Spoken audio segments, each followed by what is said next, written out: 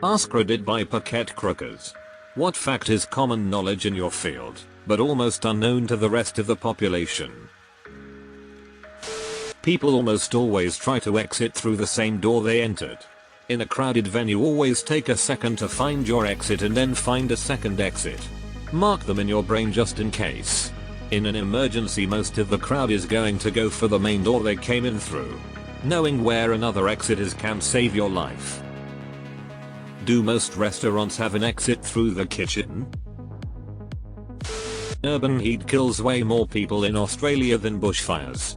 In the 2009 Black Saturday bushfires in Victoria, 173 people died in the fires, but over 300 died of the heat prior to that. Also, most of those deaths occur at night, not during TH day. I've heard tell that if the city of Phoenix, Arizona, lost power for one day in the peak of summer, at least 30,000 people would die and half the population would require emergency services. Bamboo is a grass, is 100% sustainable, and the plywood made from it is harder than oak, is naturally antimicrobial, is water resistant, stores carbon like a motherfucker and has similar resistance to compression as concrete. Plus pandas like it. Edited to add about the pandas. It grows super fast and can be easily harvested with a flying machine. UTIs will often cause confusion in people over 70. Eater. UT is urinary tract infection and some people can get confused to the point of hallucinations and delirium. It can cause increased weakness which also leads to falls. Second edit. According to this study, the confusion and delirium is brought on by the inflammation and immune response involved. Till https://www.cedars-sinai.org/news-room/unlocking-the-cause-of-ut-induced-delirium/ I work in the mental health field. Often I'm told a loved one has dementia, Alzheimer's, etc.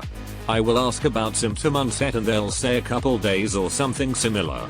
A round of antibiotics later and the loved one is usually back to their baseline. UTIs in older folks are wild. When you're taking Imodium, you're actually taking an opioid. But it's designed to only interact with the opioid receptors in your digestive tract to slow down your intestines. Scientists were like, hey, you know that anti-diarrhea medication heroin? Well, what if we made a version of that without the pesky side effects of getting you high? This explains all those commercials from like 5-10 years ago for drugs that helped with constipation from being on opioids. Genetics. There's a bunch of stuff we don't report back because they are considered incidental findings. This can include genetic diseases with no treatment mitigation. Or non-paternity. If your kid is sick with a genetic disease and you go get genetic testing done for mom, dad and little Timmy, we do not automatically report back if dad is no relation or is actually an uncle. At the same time, in most places you have the right to request your data. Oh wow, how often does dad isn't dad happen? Powerful explosives are so insensitive to shock that it usually takes a smaller, more sensitive explosive to set them off. C4 will just burn if put into a fire. Soldiers used it to cook food in Vietnam.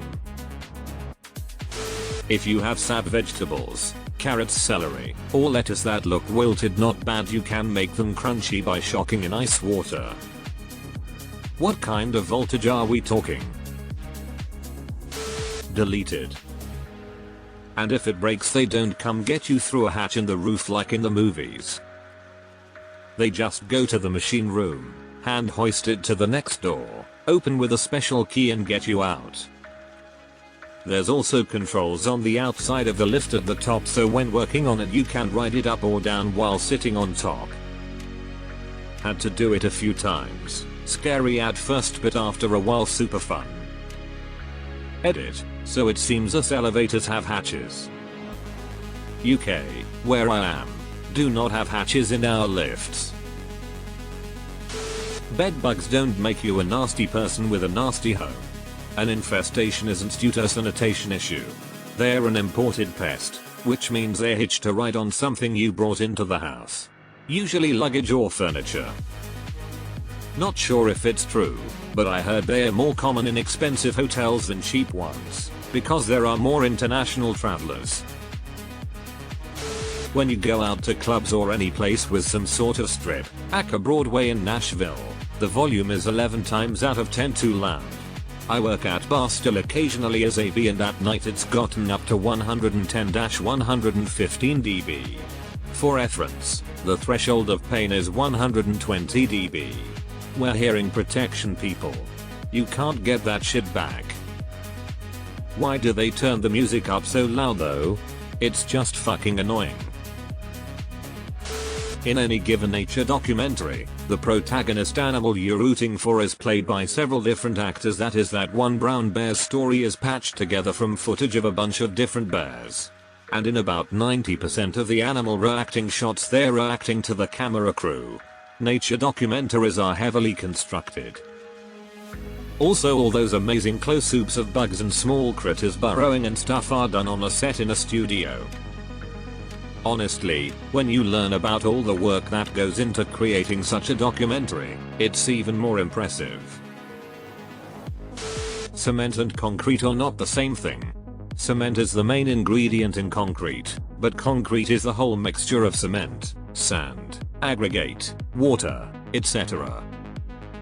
I feel like I relearn this every year. One of these times it will stick. A hysterectomy is removal of the uterus only, not the ovaries. The uterus is different from a vagina. I still have a vagina. Meredith Palmer from The Office.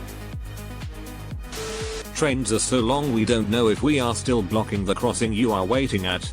We have measuring devices, counter, that tell us how far the head end has traveled, but they may have worn out enough to give us a bad reading. We try to avoid blocking crossings way more than you will ever know. But if I'm squeezing between two crossings because the dispatcher put me there, and my counter is off by 30 feet every mile, 5,280 feet, and my train is 2 miles long, us max is 16,000 feet, I'm going to accidentally block your crossing. It's also hard to stop. I go past a red signal, I get fired. So if I'm squeezing up to a red signal to get my rear end off your crossing, I'm seriously risking my job for your inconvenience. I do it, but a little patience would be nice. And just because everyone always goes there, yes, I have been made late to work by being blocked by a train. I have even been late to work because I was blocked by my own train. That crew was working until I got there, and had to work an extra 20 minutes because they couldn't leave until I got there, and I couldn't get there until they left. Damn. Till trains can be up to 3 miles long. When a person flatlines, you cannot shock them out of it. Deleted. The point of most loyalty programs isn't to give you points so you'll shop more, though that isn't a bad thing. It's to gather data. That is, where do you shop? How often? How much do you buy there? What sort of things at what price points? etc etc. For us marketing types, data is king. Even small things like if a cashier asks for your zip code. Source: marketing professor who still actually works in marketing. Lab-grown diamonds cost $2 per CT of electricity to grow. The value price has absolutely plummeted on them the last 2 years. Most especially the last 8 months. Don't overpay on them as they all perform. 1 CTS currently 6-800.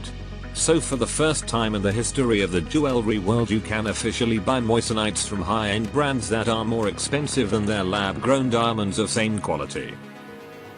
The amount of people robbed of value the last 2 years is in the millions and dollar amount, unfathomable. Had a guy as recent as March spent $24,000 on a 3CT. Lab grown online when I was finding them for $5,500 at the time. Places are rushing to make money back from buying in bulk. There will be a documentary about this someday. What are the online shops that I can trust when shopping for lab grown? I was thinking to get moissanite, but if lab grown diamonds are cheaper, then that's worth looking into. Therapy isn't something that happens to you. Therapy is a tool that you can use, and you need to actually apply the skills outside of the therapy space. Also, change is hard AF. People really underestimate how hard it is to be able to do the hard work necessary to change via therapy. Volumetrically, most rocks are made of mostly oxygen. Most of the entire Earth, crust and mantle, is also nearly half oxygen, by mass. If you've ever read Oxygen Discovered on Moondart, it's rocks. It means they've discovered rocks. That both makes a lot of sense and no sense at the same time. People, users, are the weakest link in most technology systems 99% of the time. Truth. I fix checkpoint security equipment and explosive detection systems for a living. Fixing the machine that they broke is the job, but showing them what they did to it, why it happened, and what to do in the future is what makes it possible for me to maintain great uptime on as many systems as I do. In archaeology, it's super awesome and great that you brought stuff to an archaeologist at a local dig site near you of things you found in your backyard or nearby asking us appraise it, but the thing is, we're actually more interested in the context the items are found. We want to see the bigger picture. Arrowheads, flint knaps, trade beads, etc. are super cool, but they are worth so much more when we can tell if they are part of a hoard, burial site, ceremonial site, etc. If you haven't, check out the book Kindred. While it is about Neanderthal, it goes into how valuable all the layers of dust around the objects of interest are and how much info they get from it. Blew my mind how archaeology has advanced. Generally speaking, if you add the percentage of the body covered in third-degree burns and the person's age together, you get the likelihood of it being a fatal burn. 32 and 40% burn coverage, about 70% of people in that condition will die. And X200B. Source: Fiery, working closely with several doctors from burns units. Edit: I love the 100-year-old people comments and the people with 0% burns but entire 30s lamenting the 40% death chance. 100 years old and 0% burn? Sorry pal, that burn is fatal. Most public defenders are competent actually, but extremely overloaded. When I worked as a barista, how much fucking syrup is in flavored drinks? At the cafe I worked at, we measured flavoring by grams. If you got a large mocha, that motherfucker would have like 110 grams of chocolate sauce in it. If you want a little bit of flavor, I suggest only 1 pump to maximum. I worked as a barista for Starbucks and once had to serve a customer that ordered enough syrup to fill a small cup of coffee. It was truly disgusting. Those high-end or expensive neighborhoods they slap up really fast. Usually, gated communities and other semi-exclusive suburbs full of McMansions are built with the absolute cheapest materials and poorest quality and trained labor. Never buy a spec home without some serious research into what you're actually buying. All that luxury is barely surface deep. Daughter of an Australian builder here. Quality long-lasting building materials. Think double brick, hardwood roof beams etc. are expensive to produce and in very short supply utilize a lot of natural resources. So instead they cut corners and use cheaper materials for the bones of the house. Many houses built these days won't last 20 years without major structural issues. Ironic because many builders are still charging premium prices for these heaps of shit. There is no fractured vs broken, there are only different types of fractures. It's really a semantic problem but patients get heated about it. When people ask if I've broken a bone before, I tell them that I fractured my wrist. The response usually is that doesn't count. The world runs on Ms. Excel. Edit: thanks for popping my gold cherry. Obligatory, you can have my Excel, after you ripped it from my cold, dead hands. WSJ8. Do you have macro for that?